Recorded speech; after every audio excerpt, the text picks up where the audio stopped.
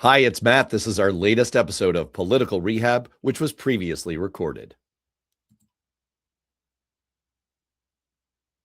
Not what we voted for. It's not leadership, it's self-preservation, and no amount of messaging can hide that. The number of people who buy into this, the need for Republicans to protect Trump on it will diminish as well. None of us want these rent-a-cops with machine guns. Now you're cooking with bacon. My only question Trump for you, are you selling your nuggets?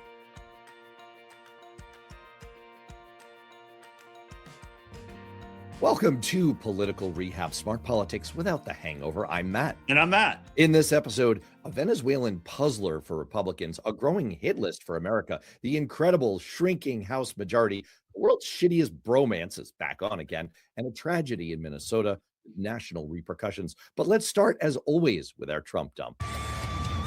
Time for the Trump dump.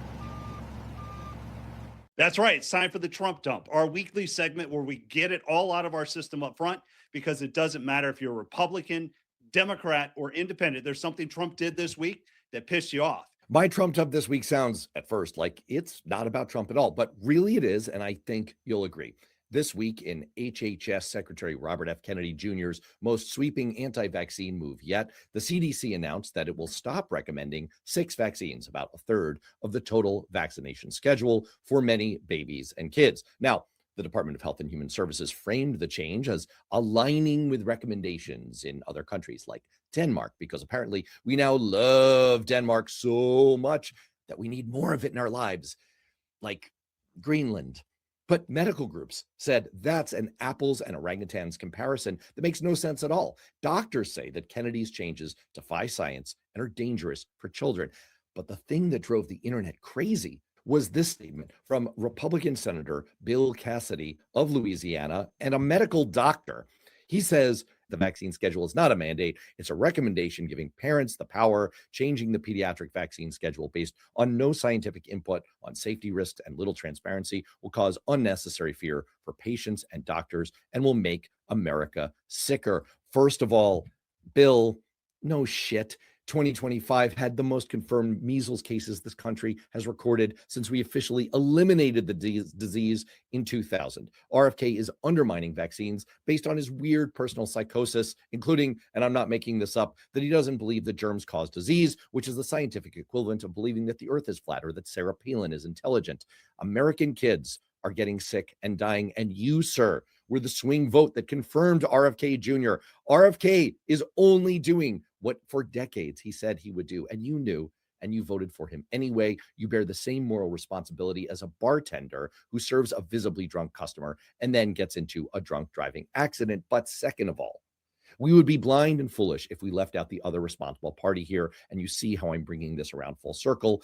Donald Trump's devil's bargain to get a few more votes by teaming up with this insane person and then following through and handing him immense power with no restriction that he could at any time impose as president means he's ultimately responsible. Trump has made deals with literally thousands of people that he welched on, all documented, and yet he cares so little for Americans' health and well-being and our very lives that this is the one deal he kept. And since then, to every insane idea that's come forward from RFK, he's just shrugged and said, sure, whatever.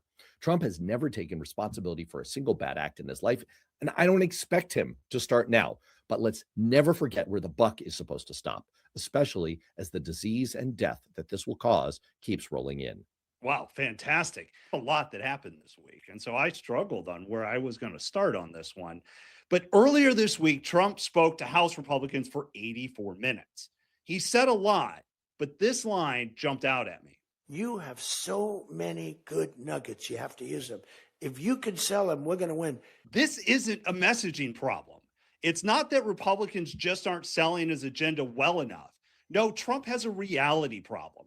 That is what's hurting Republicans. When Trump is telling Washington everything is great, Americans are living in something very different. Affordability isn't a hoax. It's a reason elections are won and lost. But I wish you could explain to me what the hell's going on with the mind of the public. Well, since you asked, let me help you out. This is not what we voted for. We voted to get the economy growing again. We voted for a government that gets out of the way and protects our rights and freedoms. We voted to fix the immigration and secure our borders. We did not vote to occupy foreign countries. We did not vote for troops in American cities. And we sure as hell did not vote to have masked ICE agents shoot and kill American citizens. We literally fought a revolution 250 years ago, in part to stop exactly this kind of abuse of power. Free people are governed by consent, not force. But you got to win the midterms, because if we don't win the midterms, it's just going to be, they'll find a reason to impeach me. I'll get impeached. And there it is. That's why this pisses me off. Look, I know he just said the quiet part out loud, but none of this is about the country, the Constitution, or conservative principles. This is all about Trump. That's why he's governing by decree. That's why he's using force. That's why he's tearing the country apart. It's not leadership, it's self-preservation, and no amount of messaging can hide that. It's just lipstick on a pig. Fucking A, bro. Now you're cooking with bacon. You brought the heat this week. My only question Trump for you is, right? are you selling your nuggets? That's really the question for Republicans. So with that, let's get to this week's rundown.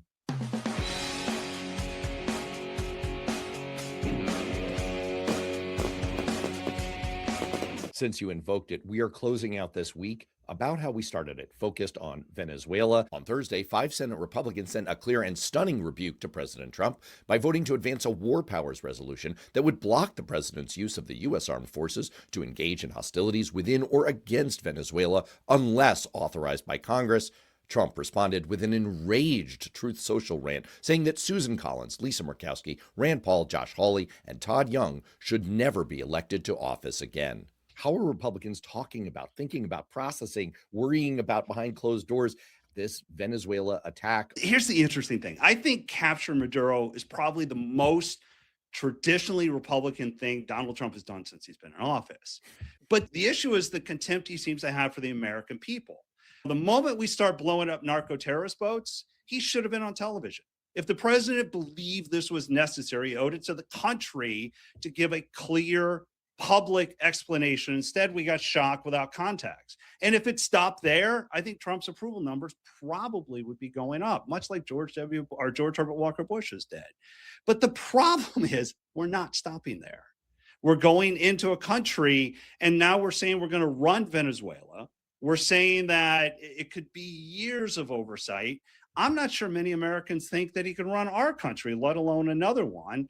I was asked this by a couple of reporters this week, and I think the thing that strikes me is if you are a Democrat or someone who just hates Trump, you're not voting for him.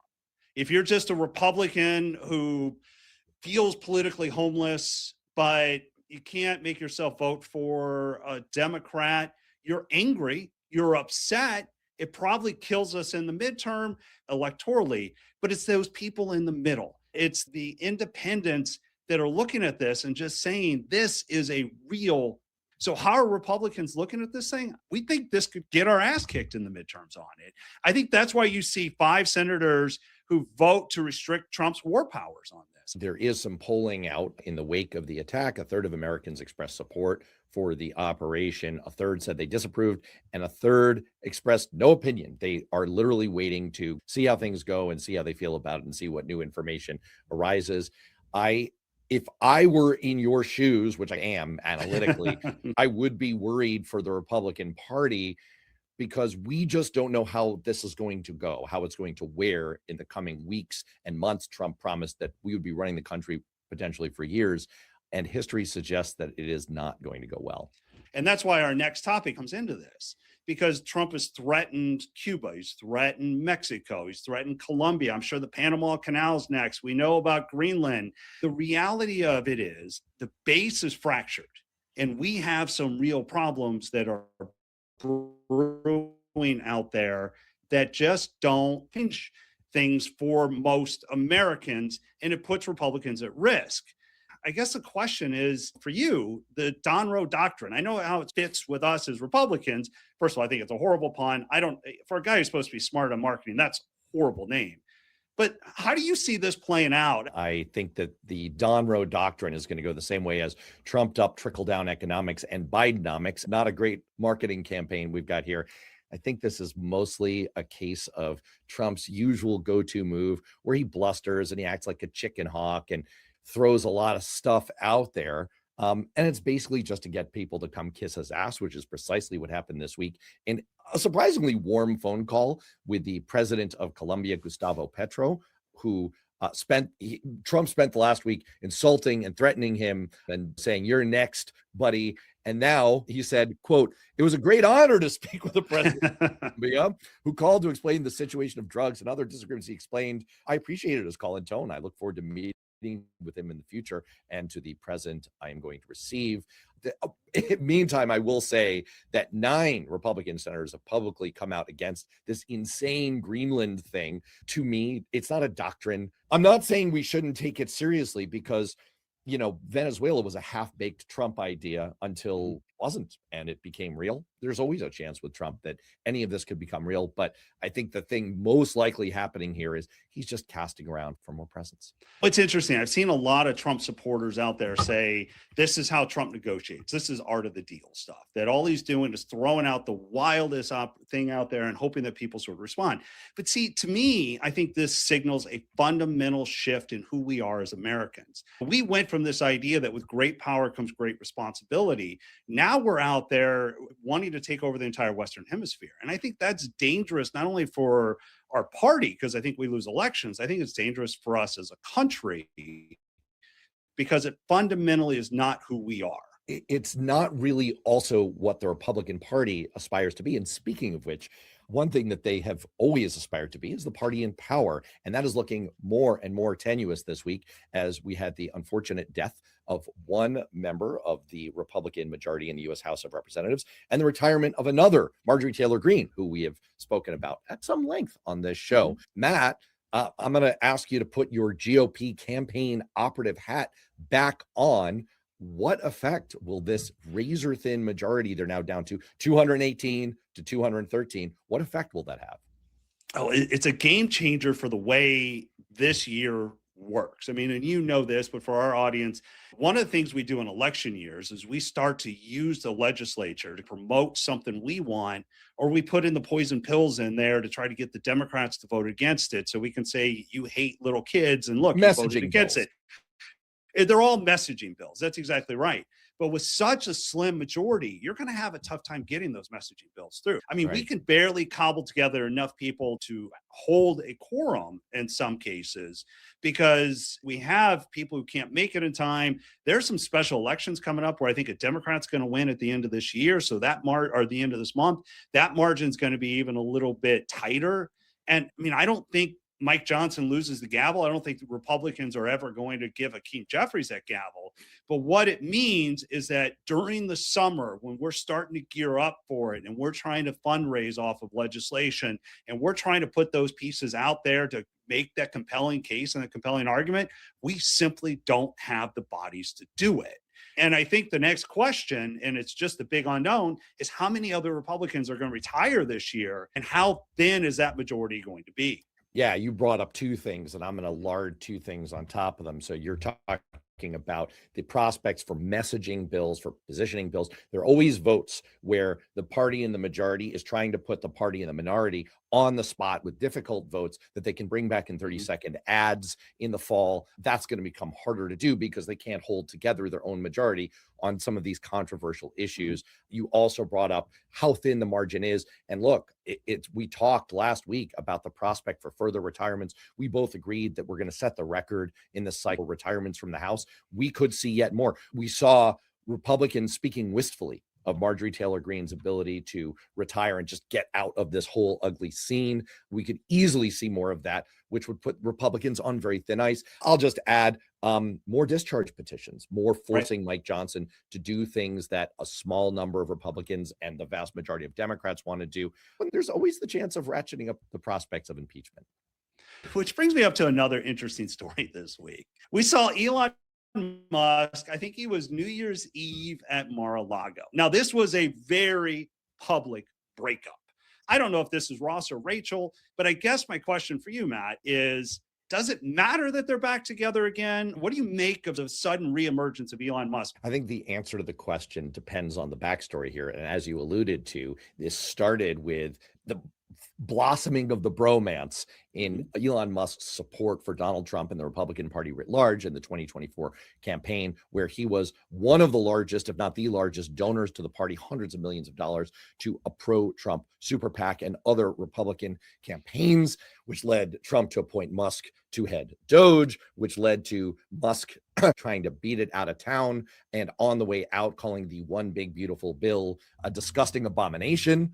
Trump responded that he was very disappointed, and Elon Musk pointed out on Trump, hey, you wouldn't have won the election without me, so fuck you. Trump said, we're going to cut off all your contracts, and said, you have Trump derangement syndrome. Musk said, you're just saying that because you're in the Jeffrey Epstein files.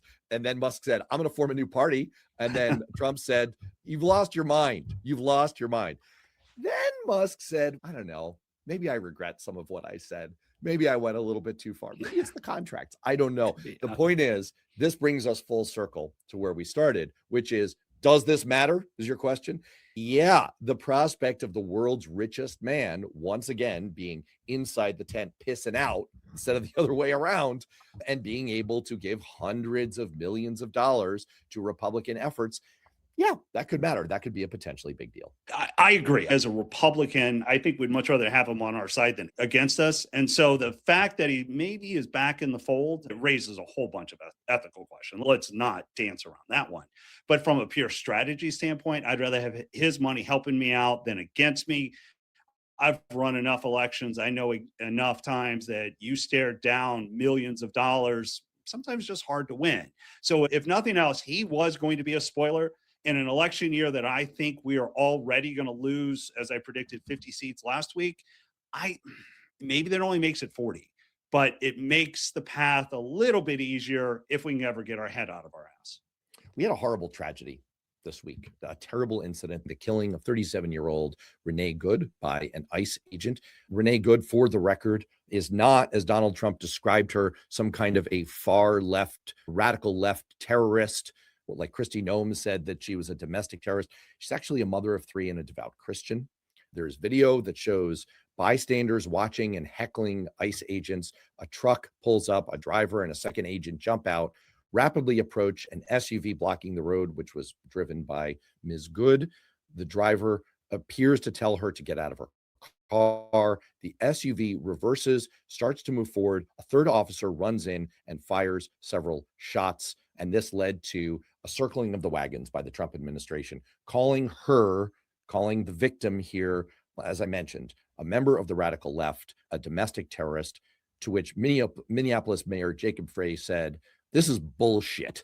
So once again, we have a horrible incident resulting in tremendous political division. And I guess my question for you is, since we both view a lot of this ICE brigade as political theater, is this a tragic, horrible case of cheap political theater gone terribly wrong? Yeah, 100%. Look, we also have to throw this in the context of the ongoing assault on the governor, the fraud allegations, the attacks Trump made on Somali immigrants. This week, the House is investigating all the fraud. I saw the Minnesota Speaker of the House say the amount and level of fraud is going to be staggering here. So you throw this whole powder keg together, and I think what we really had here was Trump, honestly, wanting to walk in and be tough. They thought this was the nice 1-2 punch. Walz already said he's not seeking re-election, largely due to a lot of this. And I think they were in the streets this week because they saw this as another political opportunity to show they have strength.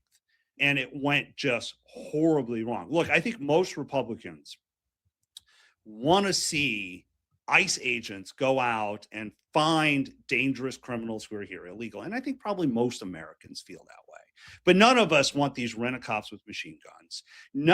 There is no reason this should have happened. And what makes it worse is this should not be a partisan issue. We get told a lot by the reaction that came out of the White House, because instead of going in and saying we're going to investigate And if this ICE agent acted inappropriately, they will face the full consequences of the law. They will be fired. They will be charged criminally. The first thing they did before even talking about investigation was how she was a domestic terrorist. She's not a domestic terrorist. She may have been a protester, but in America, that is guaranteed by the First Amendment. It's there for a reason. And there is zero reason why somebody should have come in, and that this is what happened, and it shouldn't be partisan. Every American should be angry about this one.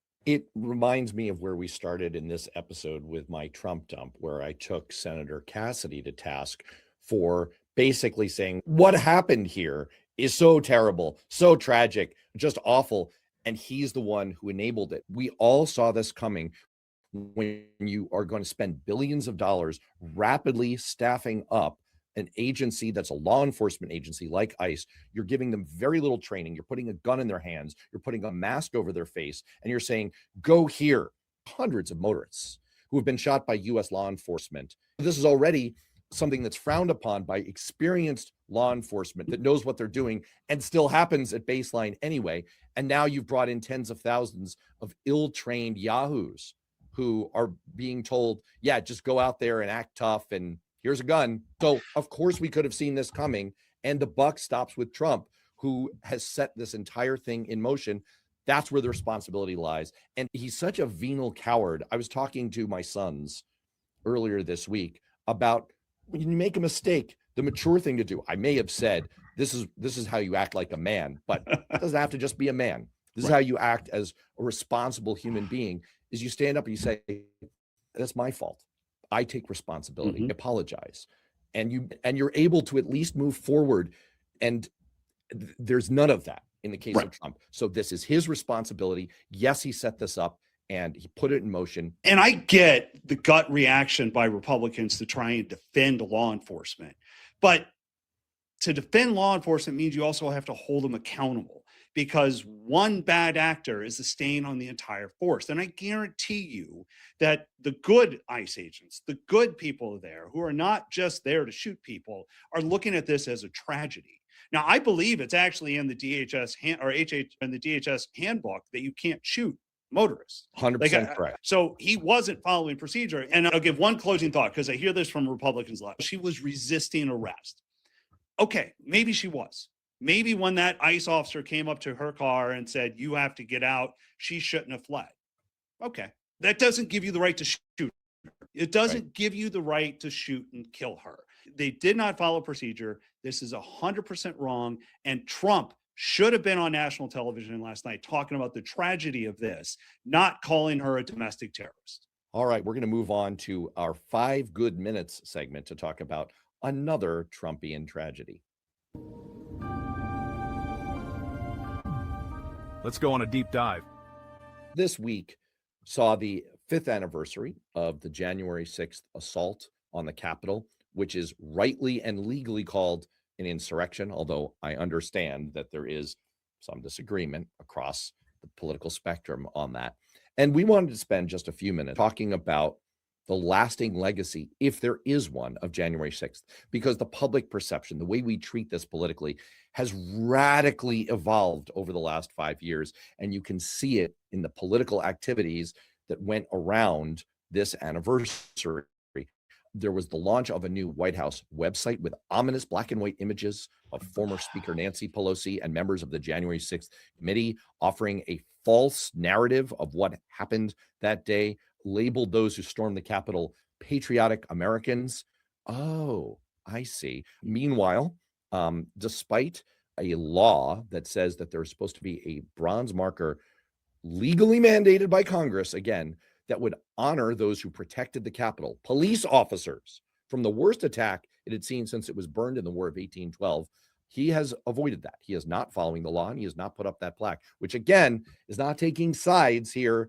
It is just honoring the 140 police officers who were injured in defending the People's House that day.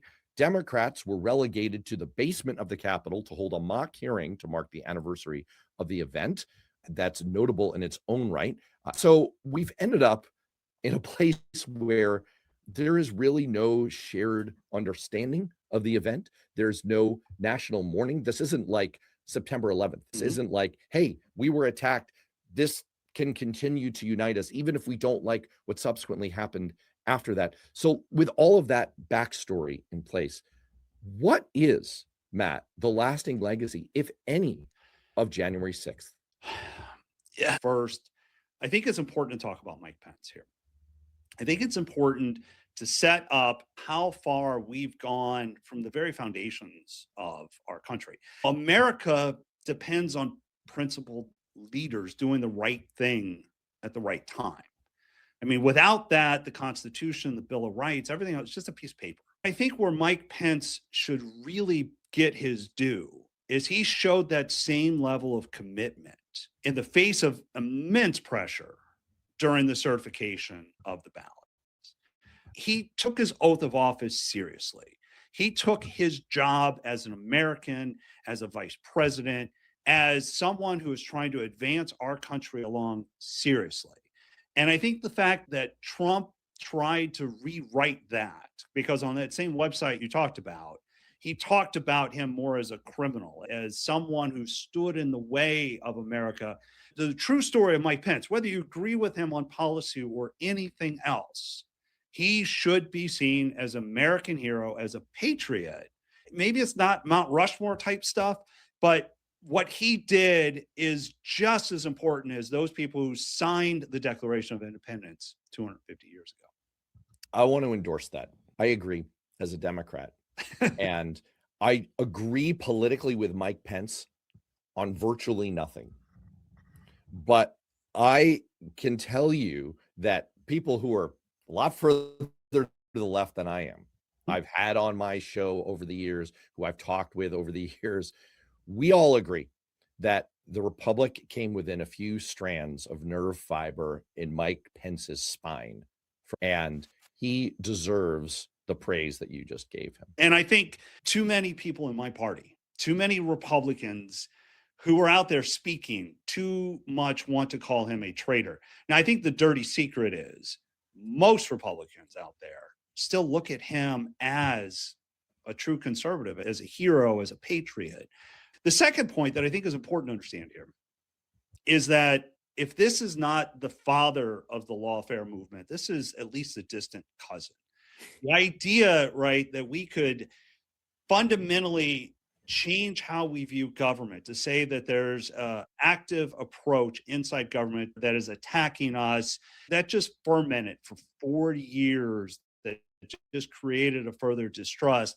That's a real tragedy too. I think that's a lasting legacy that comes out of it. Truth has been destroyed by those who want to minimize what's real and recreate an alternate history.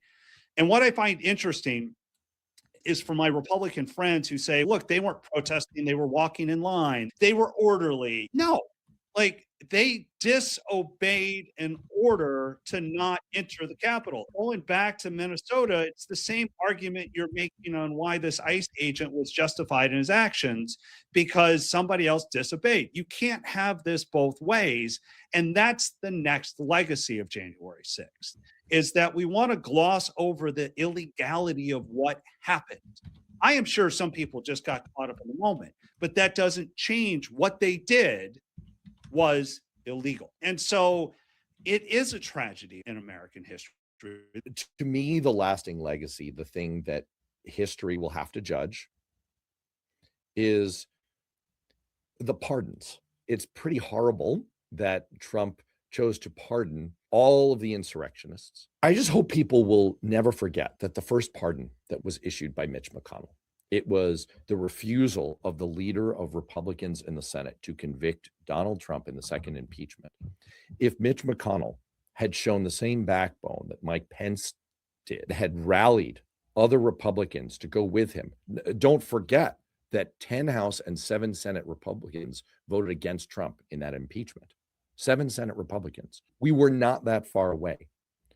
If Senate Republicans, rallied and led by Mitch McConnell, had said, this is such an obvious case of an impeachable offense, he should be convicted, then we wouldn't be living through the nightmare that we're living through now. Your party would be healthier. America would be healthier. We'd all be a lot happier. But they didn't. And I don't want to absolve fully the role of the American people in all of this, because we're the ones who issued the second pardon.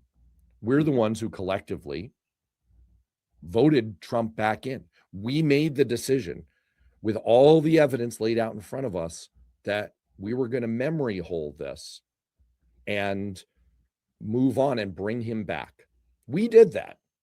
It's a democracy. We did that. And we bear the responsibility for it. And so that is part of the lasting legacy, is Mitch McConnell and Senate Republicans' shame and all of our collective culpability in allowing this to happen to ourselves. We did this to ourselves. Yeah. But and if I may add one thing, and it's the amnesia of those Republicans now, this many years later, guys like Josh Hawley, who you see the video of him running scared through the Capitol, who now just casually dismiss that. yeah, Mr. Stands with a fist. Yeah.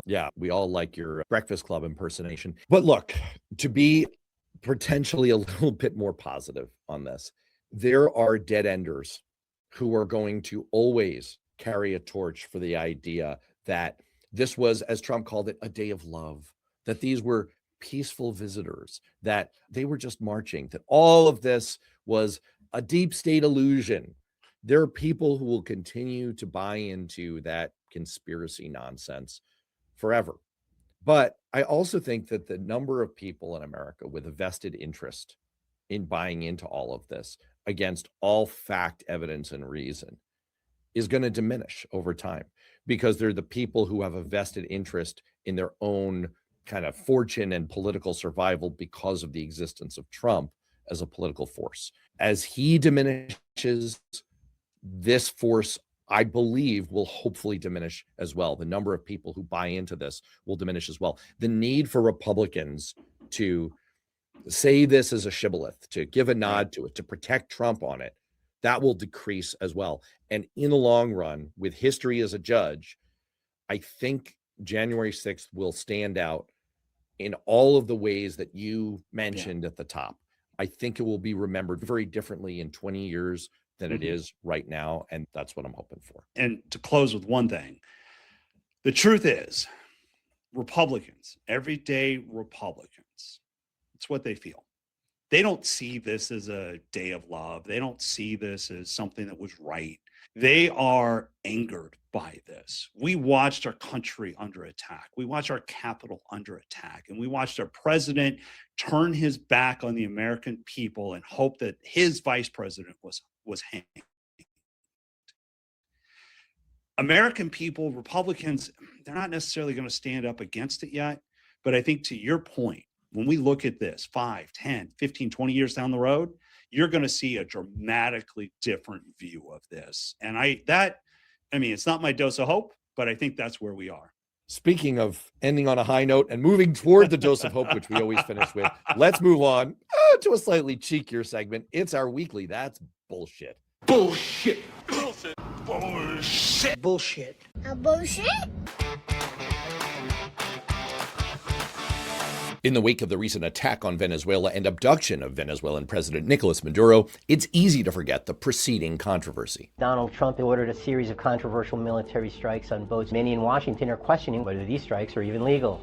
So far, the U.S. has released no concrete evidence publicly linking the boats to drug trafficking or terrorism. The bottom line is that the bombing campaign was a very, very questionable legality. And then this happened. The U.S. military carried out a follow-up strike on September 2nd after becoming aware of survivors in the water. The sources tell us that Secretary of Defense Pete Hegseth had ordered the military to ensure everyone on board was killed. It could violate the law of armed conflict, which prohibits the execution of an enemy combatant who is taken out of the fight due to injury or surrender. So a group of congressional Democrats who are military and intelligence veterans issued a video with a clear reminder. You all swore an oath To protect and defend this Constitution. Our laws are clear. You can refuse illegal orders. You can refuse illegal orders. You must refuse illegal orders. No one has to carry out orders that violate the law or our Constitution. That led our brittle chicken hawk of a president, Admiral Bone Spurs himself, to go absolutely ballistic. President Trump accusing the lawmakers of seditious acts that is, quote, punishable by death. And as Secretary of Defense General Hair Gel to throw a performative tantrum aimed at U.S. Senator and Navy veteran Mark Kelly. Defense Secretary Pete Hegseth is censuring Arizona Democratic Senator Mark Kelly. The Defense Department has started proceedings to demote Kelly's military ranking of captain, which would mean a pay reduction if it goes through. U.S. Defense Secretary Pete Hegseth says that the Pentagon will cut Senator Mark Kelly's retirement pay. But this is the world's easiest form of bullshit to identify, hypocrisy bullshit, because astute observers on the internet pulled just a few clips of Pete Hegseth singing a very different tune. The military's not going to follow illegal orders. And so the Trump campaign was forced to change their position and say, we're going to try to change the law so that the military can operate within the law. There are some guys at Leavenworth who made really bad choices on the battlefield. And I do think there have to be consequences. If you're doing something that is just completely unlawful and ruthless, then there is a consequence for that. That's why the military said it won't follow unlawful orders. Sometimes you have to go digging to find this kind of thing or connect the dots, but this bullshit just writes itself. Hey, I that might be your best one. That was fantastic. Here's the sneaky secret. You suggested this one to me, so that might be why I think it's your best. Yes, exactly. All right. As threatened earlier, let's move on to our dose of hope.